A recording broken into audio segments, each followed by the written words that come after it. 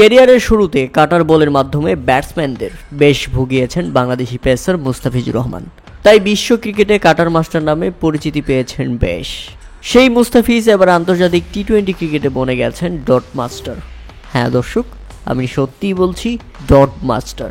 অনেক আগেই স্বদেশি তারকা সাকিব আল হাসানকে ছাড়িয়ে গেছেন মুস্তাফিজুর রহমান। সামনে ছিল কেবল নিউজিল্যান্ডের তারকা পেসার টিম সাউদি। আর এবার আফগানিস্তানের বিপক্ষে সিরিজের দ্বিতীয় টি-20 ম্যাচ শেষে টি-20তে তাকেও পেছনে ফেললেন মুস্তাফিজুর রহমান, আর তাতে গড়লেন এক বিশ্ব রেকর্ড। কেননা টি-20 ক্রিকেটে এখন সর্বোচ্চ ডট বলের মালিক আমাদের মুস্তাফিজুর রহমান। অবসরে যাওয়ার আগে 126টি টি-20 ম্যাচের মধ্যে 123 ইনিংসে 2753টি বল করে যেখানে ডট বল করেছেন টিম সাউদি 1138টি। টি-20 ফরম্যাটে এতদিন এটাই ছিল সর্বোচ্চ ডট বলের রেকর্ড। তবে শুক্রবার আফগানিস্তানের বিপক্ষে দ্বিতীয় টি-20 ম্যাচে মুস্তাফিজুর রহমান তাকে ছাড়িয়ে গেছেন। এদিন আফগানিস্তানের বিপক্ষে মুস্তাফিজুর রহমান 60টি ডট বল করেছেন, আর তাতেই পেছনে ফেলেছেন কিউই পেসার টিম সাউদিকে এবং করে ফেলেছেন বিশ্ব রেকর্ড। এই রেকর্ড আবার মুস্তাফিজুর করেছেন টিম সাউদির তুলনায় কম ইনিংস ও বল করে।